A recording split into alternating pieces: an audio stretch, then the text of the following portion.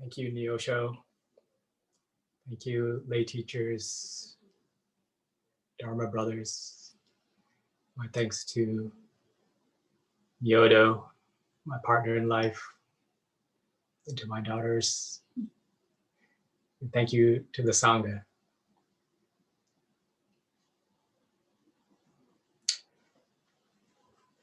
I chose the chapter in Not Always So by Suzuki Roshi, whose title is Direct Experience of Reality.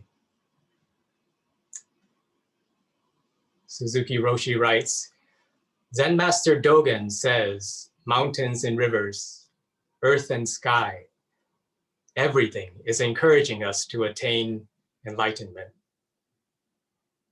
He continues, in the same way, the purpose of my lecture is to encourage you to attain enlightenment, to have a real experience of Buddhism. Because even though you think you are studying Buddhism when you are reading, you may have just an intellectual understanding rather than a direct experience. I should clarify here that when Suzuki Roshi says you are only having an intellectual understanding, he's not denigrating the intellect, the life of the mind. He uses intellectual to mean theoretical in contrast to a lived experience. So an example is, I was an actor for many years, and many of you have probably had the opportunity to see a play. If we watch a play and we experience it intellectually, we may just appreciate the language or the structure of the plot or the technical expertise of the director and the actor.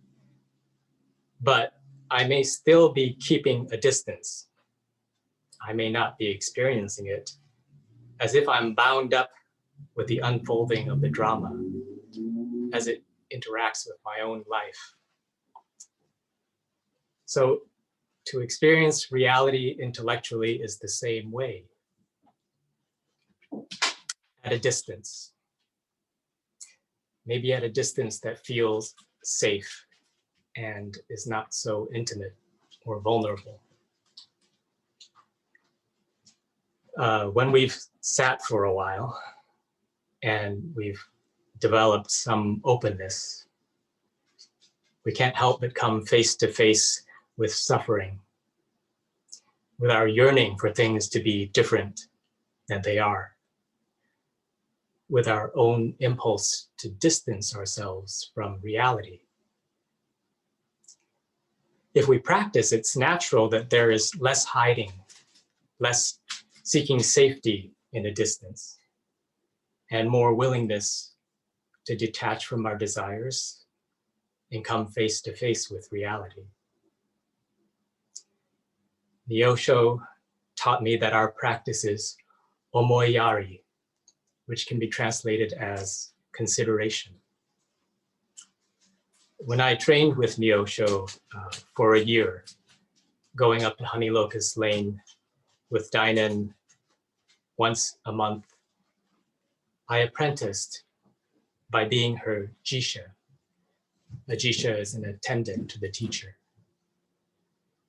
The training is to attend to the teacher, but the deeper training is to be attendant to life itself. To be able to practice in the spirit of not always so. I need to check my assumptions and relax my shoulds. I have to have a commitment to being open and vulnerable, to share tenderness with others, to not put up barriers, to become settled and trustworthy. This is what it means to take the precepts. Today's ceremony and taking on these duties is a continuation of taking the vows of the precepts. One of my models for what this looks like comes from Zuijun Eisho-gri Gambert. Eisho Sensei founded our meditation group in Baltimore, Baltimore Dharma Group.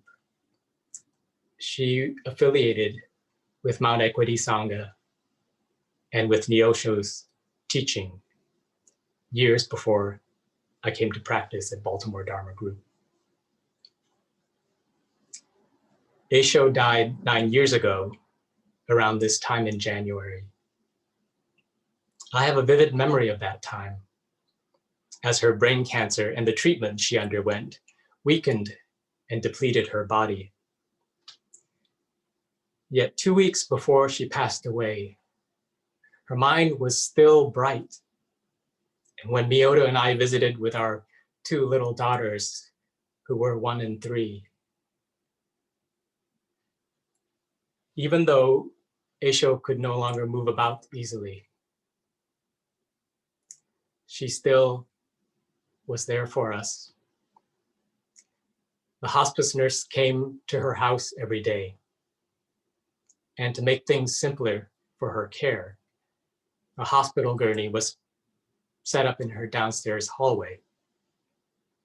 And that's where she lay instead of her own bed.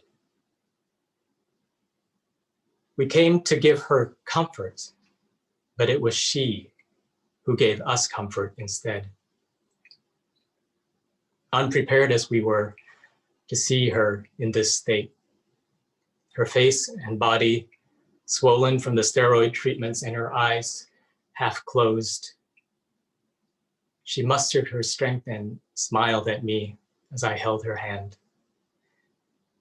She said these words that are seared into my heart. She said, "Take care of the children. Nothing else matters." It was at a time when I was so worried about what would happen to the Sangha without her. How could we continue? My mind was overly preoccupied with making sure Baltimore Dharma Group would continue, and the shoulds kept piling up for me, so that I lost sight of the true meaning of practice. With these words, "Take care of your children. Nothing else matters," she snapped me back and oriented me towards reality. Eisho's daughter Iselin was with her when she breathed her last breath. And Iselin told us that her last words were, "Take care of all the beings." Take care of your children, nothing else matters. Take care of all the beings. These are not different. As Neosho often says, see 1, know 10. Take care of all the beings. Take care of your children. Take care of reality. Your children, whether you have children or not, is your karma. Take care of that. Be intimate with it, and you take care of all beings. In so doing, you can have a direct experience of reality.